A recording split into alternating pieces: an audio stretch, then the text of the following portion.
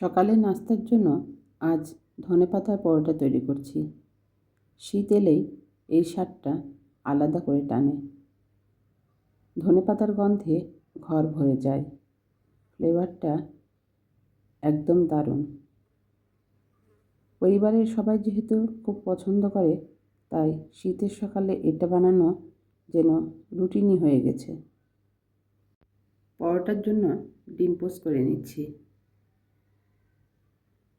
এ পর্যায়ে পরোটাটা ভেজে নিব। পরোটার গায়ে সবুজ লতাপাতা দেখতে ভীষণ ভালো লাগে। এপাশ ওপাশ বেশ ভালো করে ভেজে নিয়েছি।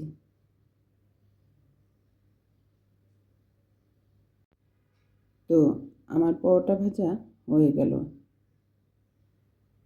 গরম গরম পরোটা খাওয়ার পর 1 চামচ চা, এই অনুভূতিটা আলাদা করে বলা যায় না।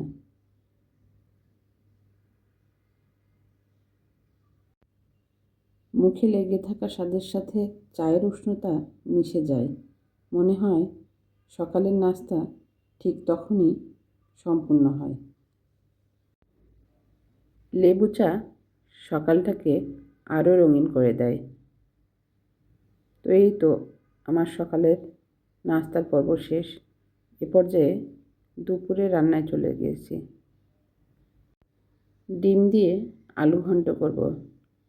এর জন্য ডিমগুলো মরিচ পেঁয়াজ দিয়ে ভেজে নিচ্ছি।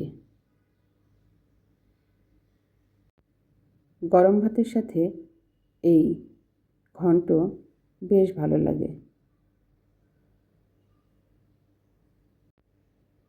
তো আমার ডিমগুলো ভাজা হয়ে গেল।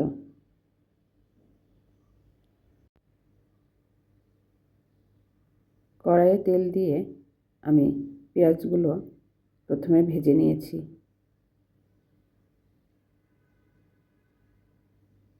আলুটা আগে সেদ্ধ করে মেখে রেখেছিলাম। এ পর্যায়ে মশলার সাথে আলু ভালোভাবে কষিয়ে নিয়েছি। কষানোর সময় মাঝে মাঝে একটু পানি দিয়ে কষিয়ে নিয়েছি।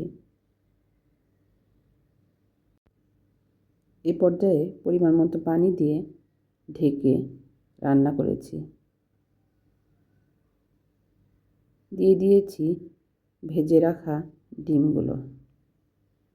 এ পর্যায়ে কয়েকটা কাঁচামরিচ আর ধনেপাতা কুচি দিয়ে দিয়েছি পেঁয়াজের বেরেস্তা।